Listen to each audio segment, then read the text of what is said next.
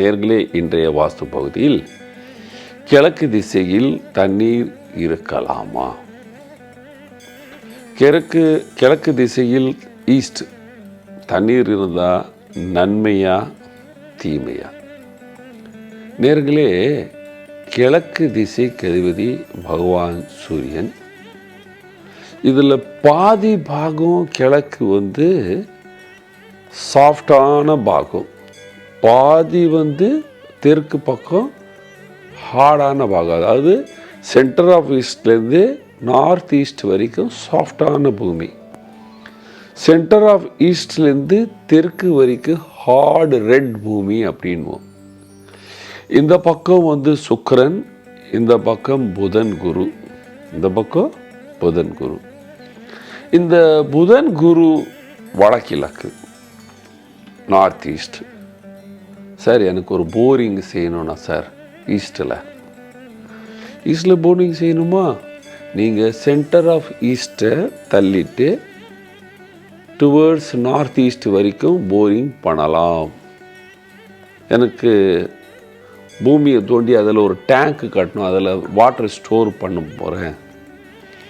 North east வடகிழக்கில் பண்ணலாம். கிணறு தோண்டலான்னு இருக்கேன், கிழக்கு பக்கம் வடக்கு பக்கம் சேர்கிற கார்னர்லேருந்து கொஞ்சம் தள்ளி போடலாம். கிழக்க நம்ம முன்ன ஒரு வாட்டி சொல்லியிருக்கோம், இப்போ சொல்கிறேன். ஒரு பூமியை வாங்கும் பொழுது அது 9ஆக பிரிக்கிறோம் இல்லையா? அந்த 9ஆக பிரிக்கும் போது 4வது பாகம் வரைக்கும் தண்ணீரை வைக்கலாம். சென்டர் ஆஃப் ஈஸ்டில் தண்ணீர் இருந்தால் பாருங்க, இதில் ரொம்ப நல்ல விஷயம் கவனிக்கணும். சென்டர் ஆஃப் ஈஸ்டில் தண்ணீர் இருந்தால் அந்த வீட்டின் மகனுக்கு மகன், அதாவது பேரன் பிறந்தால். ஏன்னா பல பேர் சொல்லுவாங்க எனக்கு, சார் நான் இந்த வீட்டில் தான் சார் பிறந்து நல்லா இருக்கேன் சார், அந்த நேரம் இந்த தண்ணீர் தொட்டி இல்லையேப்பான்னு கேட்டேன். ஆமாம் சார், அந்த நேரம் இதெல்லாம் இல்லையே, இந்த போரிங்கும் போடலையேப்பா கிழக்கில். இல்லை சார், இப்போ தான் சார் போட்டோம். அதுக்கப்புறம் உன் பேரனுக்கு உடம்பு சரியில்லையேப்பா. ஆமாம் சார், அவனுக்கு தலையில் ஜுரம் ஏறுமே. ஆமாம். பேத்தி பிறந்திருக்கு மேல் மாடியில் இருக்கிறவனுக்கு, ஃபர்ஸ்ட் ஃப்ளோரில் ஃபிட்ஸ் வருது. ஏன் என்றால் வடக்கும் வடகிழக்கு ரூமில் பழக்கிறவர்களுக்கு வாரிசு பிறக்கும் பொழுது வீட்டின் மத்திய கிழக்கில் சென்டர் ஆஃப் ஈஸ்டில் தண்ணீர் இருந்தால் குழந்தைக்கு தலையில் ஜுரம் வர மாதிரி ஃபிட்ஸு வரும். தென் கிழக்கு சவுத் ஈஸ்ட், அதாவது கிழக்கு மத்தியத்திலேருந்து தென் கிழக்கு வரைக்கும் தண்ணீர் இருந்தால் இதையும் 4 பாகமாக பிரிக்கணும். 5வது பாகம், 6வது பாகம், 7வது பாகம், 8வது பாகம். 5வது பாகத்தில் இருந்தால் உங்கள் மகன்கள் சோம்பேறியானவர்கள், தூங்குவார்கள். இதுக்கு மேலே உங்கள் வீட்டுடைய பிரதான வாசலும் பார்க்கணும், கிழக்கு வாசல். அதாவது நம்ம வீட்டிலேருந்து வெளியே வரும் பொழுது உதிக்கிற சூரியன் கிழக்கு திசை இருந்தால் மாத்திரமே இந்த பலன். சோம்பேறியான மகன், தூங்குறவன், நீங்கள் எது சொன்னாலும் ஆமாம் பார்க்கலாம் செஞ்சிடுறேன், ஆமாம் சாமி அப்படின்னு சொல்கிறவன் 6வது பாவத்தில் இருந்தால், அதாவது நம்ம இப்போது கிழக்குலேருந்து தென்கிழக்கு பக்கம் போகிறோம், 6வது பாவத்தில் இருந்ததுன்னா சண்டை போடுறவன், எல்லார்கிட்டையும் சிடுசாக பேசுகிறவன், அதிகமாக சாம்புறவன், சோம்பேறியான மனிதன்.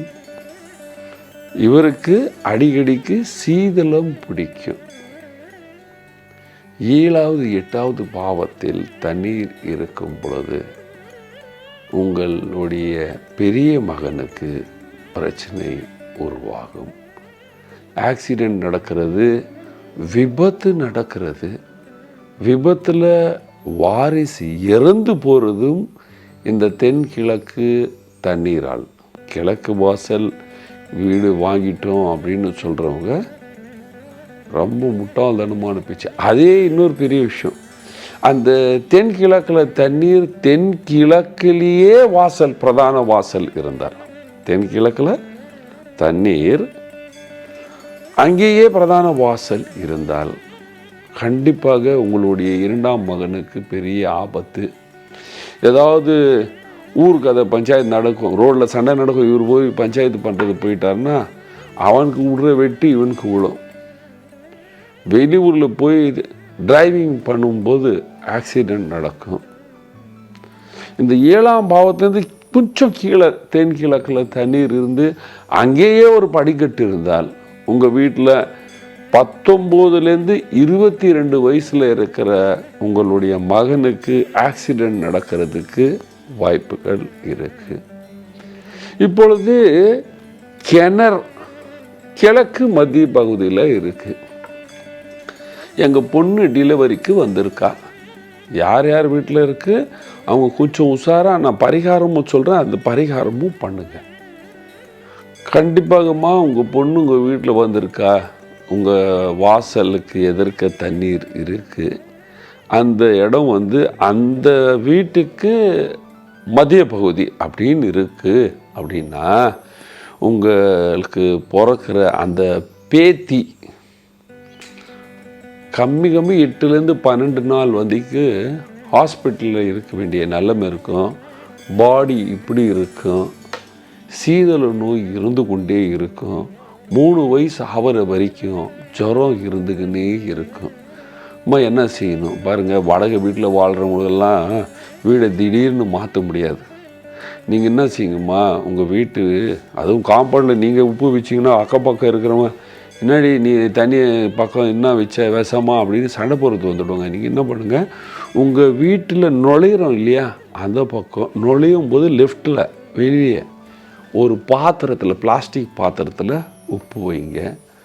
யார் யார் வீட்டில் தென்கிழக்கில் தண்ணீர் இருக்குது ஆனால் அந்த வீட்டை நாங்கள் இப்பொழுது மாற்ற முடியாத நிலைமையில் இருக்கோம் அப்படின்னு சொல்கிறீங்க இல்லையா, வாடகை வீட்டில் இருக்கிறவங்க, சொந்த வீடு தான் கண்டிப்பாக மாற்றுங்க. வாடகை வீட்டில் இருக்கிறவங்க கொஞ்சம் ஒரு பரிகாரம், 5 கிலோ உப்பு ஒரு பக்கெட்டில் வாங்கி வச்சிடுங்க, கல் உப்பாக வாங்குங்க. இந்த பெரிய விபத்துலேருந்து தப்பிச்சிட்டு வெளியே வந்துடுவீர்கள். நீங்கள் எல்லோரும் சுகமாக வாழ வேண்டுமென்றால் கிழக்கு வாசல் வீடு நீங்கள் வாங்கும் பொழுது வீட்டில் தண்ணீர் தொட்டி, போரிங்கு எப்பொழுதுமே வடகிழக்கில் வையுங்கள். நீங்கள் எல்லோரும் சுகமாக சந்தோஷமாக வாழ்வீர்கள். நன்றி, வணக்கம்.